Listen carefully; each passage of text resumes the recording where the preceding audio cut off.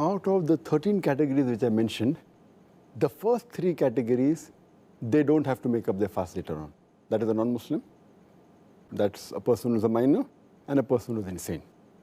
Out of the remaining 10 categories, 2 categories, a person who is disabled for long, and a person who is very elderly.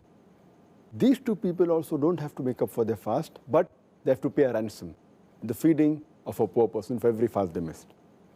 As far as the other 8 categories are concerned, the moment the condition in which they are, it gets reversed, then they have to make up for the fast which they missed.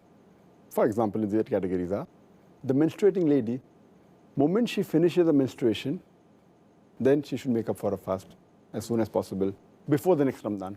A woman who is in the period of postnatal bleeding, the moment it gets over, she has to fast. If a lady is pregnant, the moment the pregnancy gets over and the postnatal bleeding gets over, then she has to fast. If a lady, the 4th category, if she's breastfeeding, after the breastfeeding is over, then she has to fast.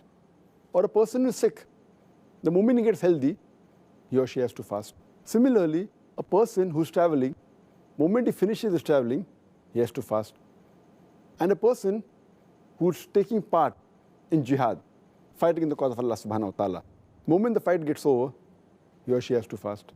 Similarly, a person who's in compulsion and is not fasting, the moment the compulsion is removed, he or she has to fast. But naturally, all these have to be done before the next Ramadan.